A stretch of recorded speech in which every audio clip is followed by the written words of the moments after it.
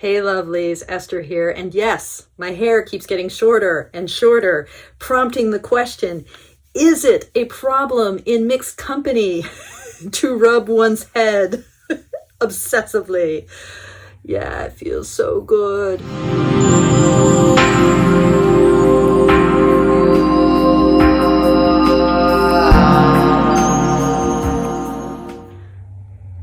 So, if you're new to my channel, welcome. If you're coming back for more punishment, glad to see you back here. I wanted to put out a video a few days before the beginning of my 78-day tarot challenge that I'm calling Drop 'em 78. This is a challenge where I encourage folks to choose a single deck. My deck is The Wild Unknown. This is the third edition of it. I may compare differences in cards in the third edition with the first edition at various periods, but basically it's The Wild Unknown. To pick a tarot deck and then to go through that deck one card at a time, one day at a time, in a very specific order, beginning with, on October 15th, the Ace of Pentacles, moving through the Pentacles, then going into the Wands, then going into the Cups, then the Swords, and then moving through the Major Arcana from the Fool to the World. Drop 'em 78. I wanted to talk a little bit more about the ordering that I've chosen, and then I want to also spend a little time in this video saying goodbye to some of the tarot decks I've been enjoying over the past few months that I won't be hanging out with so much beginning October 15th. So, the order of the cards. Why am I doing this as Pentacles, Wands, Cups, Swords? The more common, at least for us moderns, the more common way to think of ordering a tarot deck would be to start with the Wands, right? Then have Cups, then have Swords, then have Pentacles. That's, if you buy typically a deck from US Games, that's the order that the cards will be in. And they usually have the majors at the beginning. So why am I choosing this order of Pentacles, Wands, Cups, Swords? Where did that come from? Well, let's go back to the order that is most common in today's tarot decks, of beginning with the Wands, moving to the Cups, then having the Swords, then having the Pentacles. Why is that the order? And the answer is the Golden Dawn, right? The tradition of the Hermetic and esoteric tarot that gets kind of instilled and installed into the Rider-Waite-Smith deck comes from a Kabbalistic, originally Jewish, but then adopted by Christian Hermeticism in the early modern period, a Kabbalistic association of the four suits of tarot with the four letters of God's name, at least the unpronounceable name of God as it's represented by the Hebrew letters Yud, He, Vav, He, or what we might put in Roman letters as YHVH. Yahweh, right? To say out loud one pronunciation of this unpronounceable name of God, the name, Hashem, like the holiest of holy signifiers, right? The Golden Dawn tradition specifies that each of the four suits of the Minor Arcana correspond not only with an element, but also with a letter of the Tetragrammaton. So the Wands correspond with Yud and fire, the Cups with He and water, the Swords with Vav and air, and the Pentacles also with the letter He and with the receptive quality of the earth. Yud, He, Vav, He.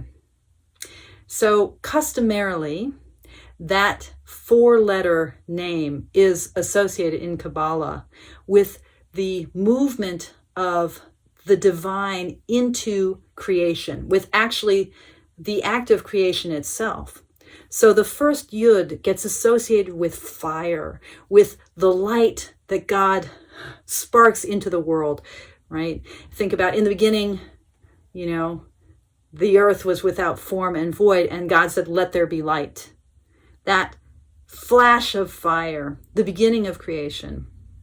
And then that second letter, the He, which actually, if you picture it in Hebrew, it sort of looks like an upside down receptacle, right? as opposed to the kind of phallic little of the yud, right? That He represents water. The water that covered the face of the earth in the beginning of creation. And then that V, that Vav, right? That Vav is the breath of God. It's air, right? It's God's spirit entering, penetrating into the void. And then the last He, again, a kind of feminine receptacle, is the earth that is formed.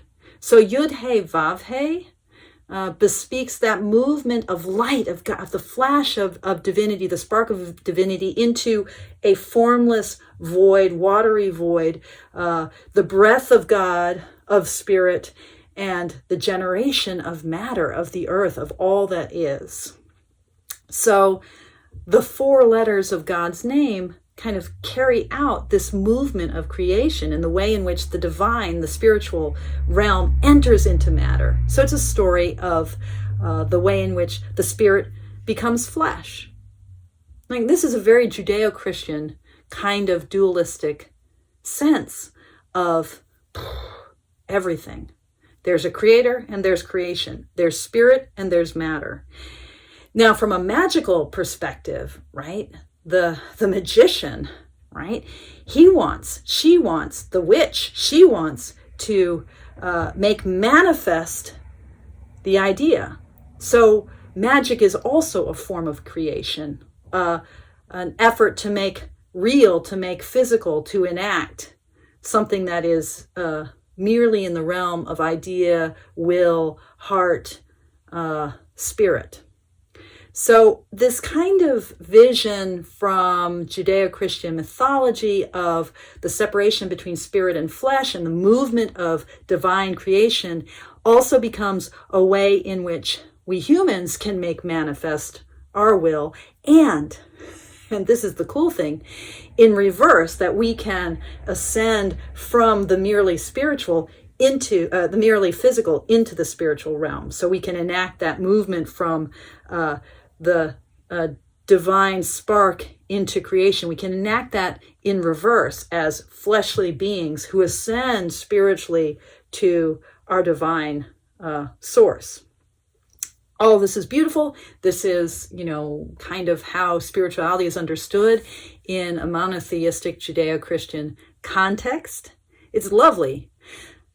And it's deeply dualist, right? There's a gap between the spirit and the flesh. And whether you're looking at this from the standpoint of magic, or you're looking at this from the standpoint of the spiritual seeker, or you're looking at this from the standpoint of the devout venerator of creator of the source of divinity, there's a gap between the world of mere matter and the world of beautiful spirit. And our job is somehow to transcend that gap or to bridge that gap. Lovely. But, I'm a Buddhist. So my spiritual practice is all about non-duality, about seeing the ways in which the flesh and the spirit are not divorced from one another, but are completely interpenetrating each other, completely intertwined. There's no separation between what I might think of as spirit and what I might think of as flesh. We're all here. We're all here every moment. So from a mindful tarot perspective, I want to see the ways in which the 4 suits and the 4 elements, earth, air, fire, and water, that they represent or they embody, I want to see the ways in which those are intertwined. And I want my movement through the tarot deck to help me remember the interpenetration, intertwining, interbeing of spirit and flesh. So I order the cards in terms of the movement of spiritual practice. So for me, I start with what it is to drop anchor, to reconnect with my embodied reality. At a practical level, this is dropping into mindfulness, This is taking a deep breath.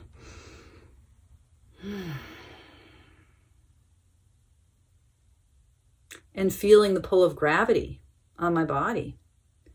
Allowing my heart, my mind, my physical self to settle. So, I start with the earth, with feeling the force of gravity, with dropping anchor. And for me, the suit that speaks that earthy, dropping into natural process, dropping into embodiment, the suit that speaks that is Pentacles. So that's where I start in my movement through the tarot. I don't start with fire, with the wands as the suit of the divine spark. I start with Pentacles, the suit of earth. And then I'm sitting, breathing.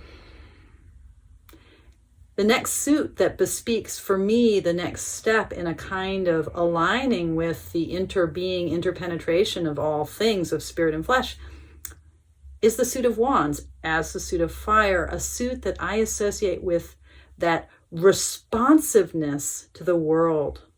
The wands for me, the fire of the wands is all about the way the world elicits our attention, catches us, sparks us into response.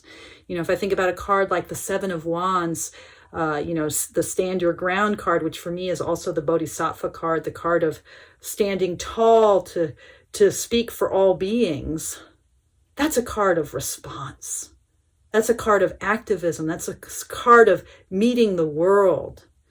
So I drop anchor with the Pentacles, and then I think about the wands, the suit of fire, as responding. The way my heart, my body, and my mind just naturally attunes to the world, responds to the world. Drop anchor with the Pentacles, respond with the wands. And then what for me is the next step of this aligning with the interbeing of flesh and spirit, of the divine and the profane, that undoing the dualism that divides us, cuts us in two. The next step for me is about opening. My responsiveness can often be defensive, like the wands. You know, I'm going to hit the world. I'm going to meet the world. And if you think about the suit of wands as it's expressed in the Marseille tradition, where the wands or batons are always crossing each other, that sense of the wands as strife, as meeting, but like meeting the way, blows, X marks the spot. There can be a defensiveness to the responding of my body, my heart, and my mind to the world. And so the next step in a kind of mindful tarot is opening, is allowing myself to soften, to become more receptive. So I'm not just responding to the world, I'm receiving the world. I'm opening to what my five senses, my physical senses, to what my mind, my heart is receiving. The suit of opening is the suit of cups, the suit of water, that receptive kind of bowl, that basin of the heart mind. And now, as I've dropped anchor, I'm responding to the world. I'm opening to the world. The fourth moment in this mindful tarot is the suit of swords, of air, the suit of piercing through, of clarifying my experience, of being willing to enter in, to understand, to discern, to differentiate. As I drop anchor, respond, open, I become enabled to make decisions. That way in which the suit of swords, the suit of air, is the suit of mind, of understanding, the suit of weighing my options, that sword that we also associate with justice, right? With cutting through the bullshit. So the last moment of this mindful tarot, the moment that I associate with the suit of air, the suit of mind, the suit of swords, is a piercing through, a clarifying. So that's my dropping anchor with the Pentacles, responding with the swords, opening with the cups, and piercing through with the swords. That's how I order my tarot decks. The minute I get a tarot deck, I rearrange all the cards so that I have Pentacles, Wands, Cups, Swords. And then we move into the majors, into the Major Arcana, Fool through World. So that's the order of this challenge beginning October 15th. Along the way, I'll have more videos probably about each of the 4 suits.